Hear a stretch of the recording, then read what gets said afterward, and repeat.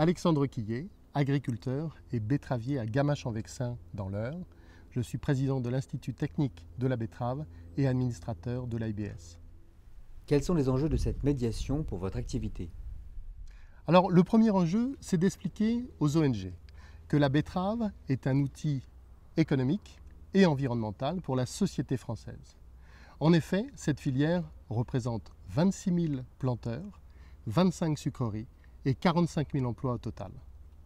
Elle s'est inscrite dans un objectif de durabilité depuis déjà très longtemps, en se dotant d'un institut technique de la betterave dès 1944. Et cet institut regroupe tous les partenaires de la filière et ses conseils prennent en compte les objectifs poursuivis par le plan Ecophyto 2018. C'est également établir un dialogue avec les ONG pour leur montrer que le souci de l'environnement existe aussi chez les producteurs de grandes cultures, que des améliorations ont été apportées, que d'autres sont en cours et que les perspectives d'avenir sont encore plus attractives. Et enfin, démontrer aux ONG que notre production betteravière contribue à réduire la pollution atmosphérique en fournissant le bioéthanol. En quoi la betterave peut-elle servir de référence en matière de réduction des pesticides? C'est bien plus qu'une référence, c'est un exemple. En s'appuyant sur les données de l'Institut technique de la betterave, je peux vous affirmer que sur les 30 dernières années, l'apport d'azote a baissé de 50% exprimé en kilo-hectares. L'apport de produits de protection des plantes a quant à lui baissé de 70%, exprimé en grammes de matière active par tonne de sucre produite. Et dans le même temps, le rendement en sucre hectare a lui progressé de 75%. Dans les 26 000 exploitations concernées, la betterave intervient dans la rotation de nos grandes cultures. Dans un système bien souvent céréalier, elle permet une rupture du cycle des bioagresseurs et facilite ainsi la réduction de l'utilisation des pesticides.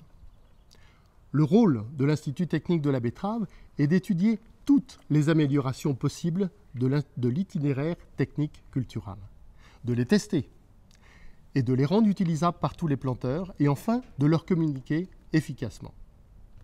Mais il n'y a pas qu'un seul modèle d'itinéraire technique cultural. Les années se suivent et ne se ressemblent pas. Et le planteur doit s'y adapter. Par exemple, le printemps de l'année 2011 fut chaud et sec. Et ce fut un échec pour le désherbage chimique de la betterave, malgré toute la technicité des planteurs. J'ai moi-même investi dans une bineuse mécanique en 2012 pour tenter de réussir mon désherbage en conditions sèches et ainsi contribuer au plan Ecophyto 2018. Ce fut un demi-échec, étant donné que le printemps fut froid et humide et le désherbage mécanique fut insuffisamment efficace.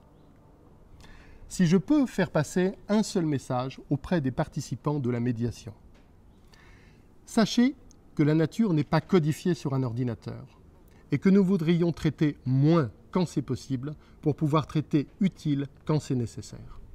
Quelle place la betterave peut-elle avoir dans l'agriculture de demain? Sa place est stratégique aujourd'hui car la France a la position de leader mondial en production de sucre de betterave et de bioéthanol de betterave. Sa place sera tout autant stratégique demain, car elle permettra de nourrir les populations grandissantes en leur fournissant du sucre à un prix abordable, et elle réduira notre dépendance énergétique vis-à-vis des énergies fossiles, et elle participera à la réduction des émissions de gaz à effet de serre dans les transports, sans provoquer de changement d'affectation des sols grâce à nos progrès de productivité. Pour l'avenir, nous aurons deux missions. Améliorer la compétitivité économique de la filière betterave-sucre pour revenir sans contrainte sur le marché mondial. Et enfin, continuer à progresser dans le domaine des objectifs qui nous sont fixés par le plan Ecophyto 2018, tout en préservant la rentabilité de cette culture.